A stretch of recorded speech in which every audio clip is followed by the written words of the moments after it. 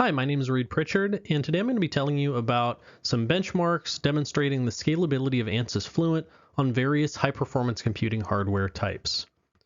First off, a little bit of background. High-performance computing uses many cores among many machines in parallel to get a task done. And one important fact that comes along with this is that adding more cores comes with diminishing returns. So if you double the cores you're using to solve a problem, you're probably not going to get your answers twice as fast. So it's important to understand this concept of scalability, which defines the relationship between core count and solution speed. So linear scalability would mean that doubling cores gets you twice as fast, but most often you'll be in the regime of sublinear scalability, where adding more cores they'll each incrementally get done less than the previous cores before them.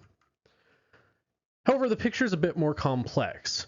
So you might expect that in reality, the best thing to do is to use all available cores. So if you pay for a machine that has 120 cores, you would think, okay, well, I'm paying for all 120 and more cores is faster, so I should use 120.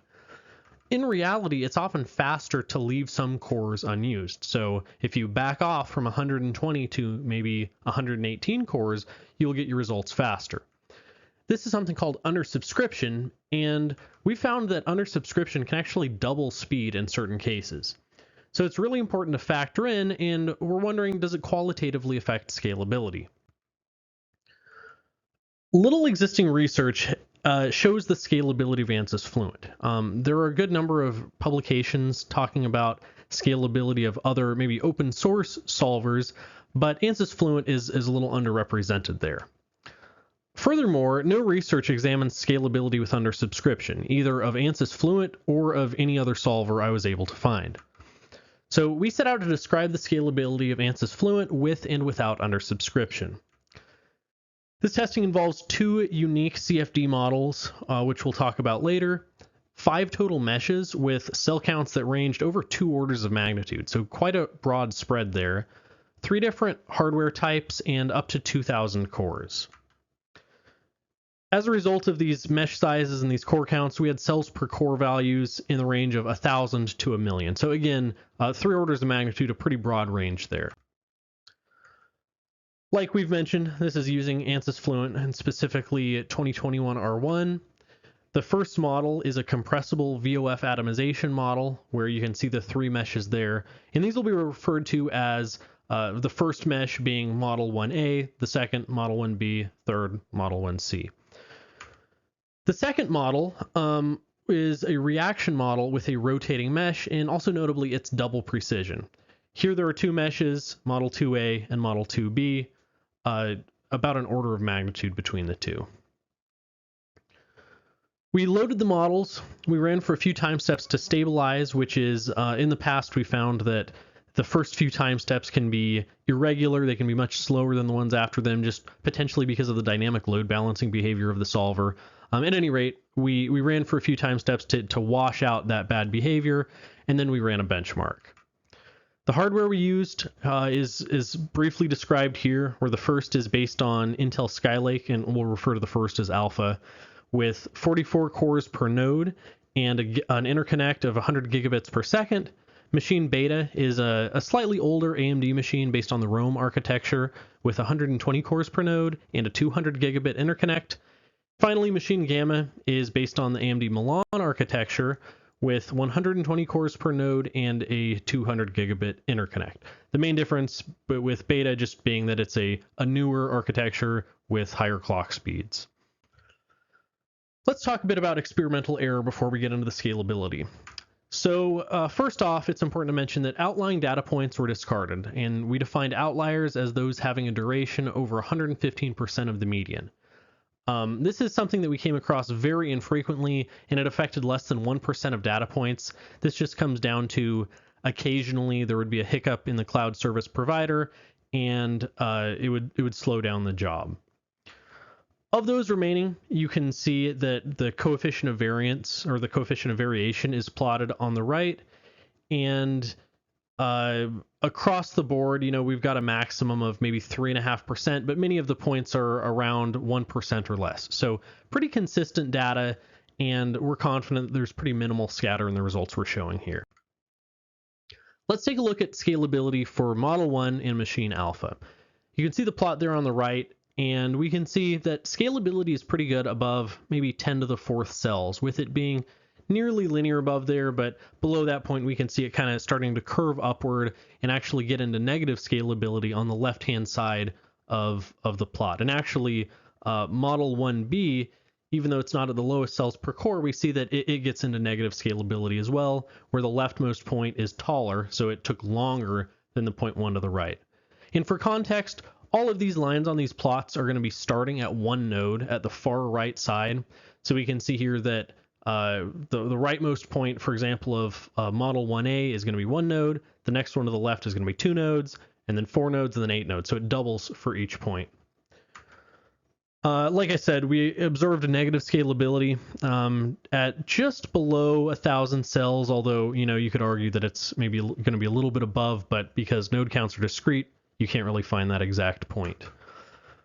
For the same number of cells per core, it was interesting to see that it's faster to have a smaller mesh. And we haven't really dug into this or conjectured why this might be, but you can see that for where the two lines, or where any of the two lines overlap, the one with fewer cells is going to have is going to be faster. One thing that's also interesting to note is that we see these larger node counts starting to depart from the overall trend you can see along this plot. So yeah, there are jumps between one line and the next as it jumps downward as you go from the rightmost line to the leftmost line. But those leftmost nodes are really kind of bucking that trend, and that's interesting to see. So we were wondering, compared to this behavior we see here, what happens if you undersubscribe the system? Here we can see a plot that has the same data that was shown on the previous plot, but there are 3 new lines.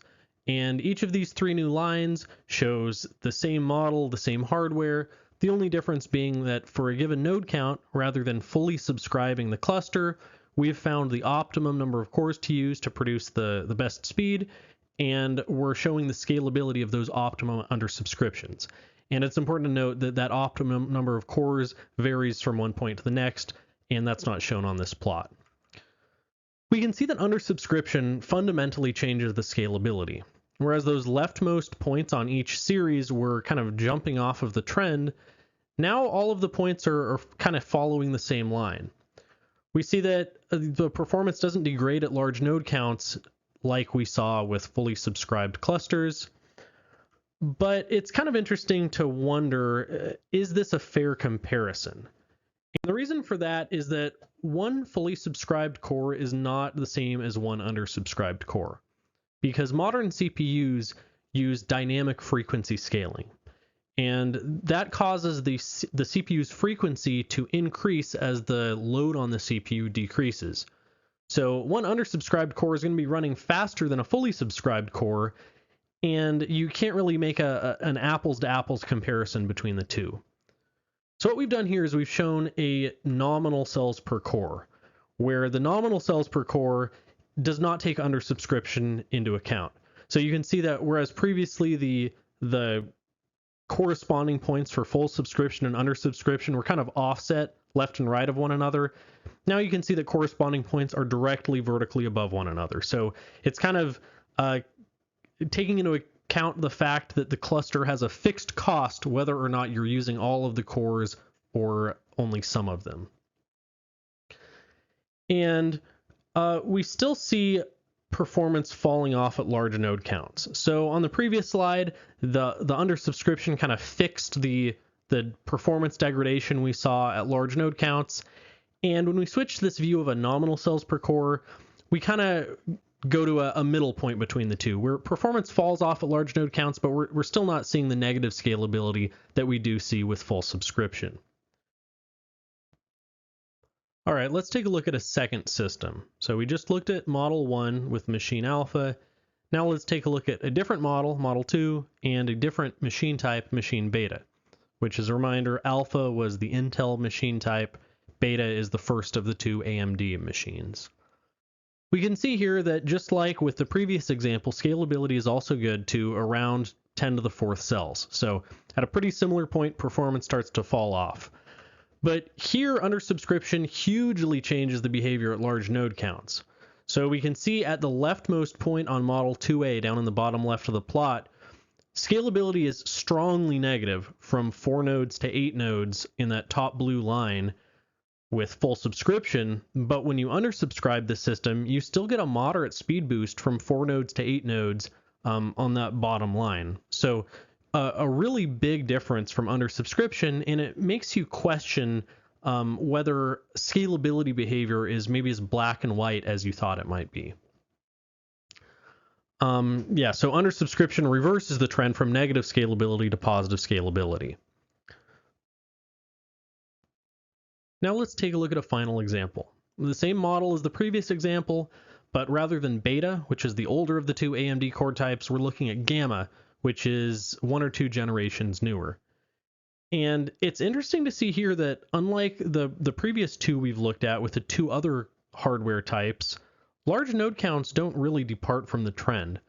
I mean, if you look really close, you might say that the leftmost point on each of the fully subscribed lines is a little bit farther up than the points before it, but it's certainly not a drastic difference like we saw previously.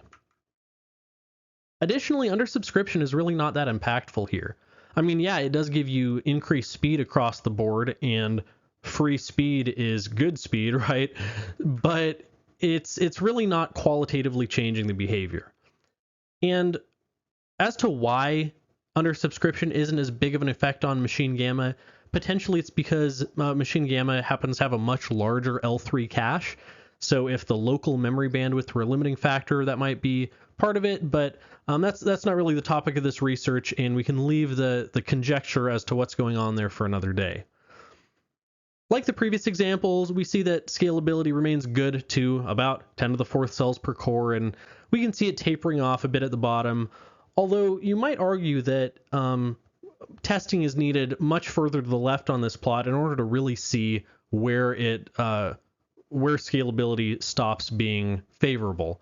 So in the other 2 examples, we saw the points where scalability turned negative, but clearly here we're pretty far from negative scalability.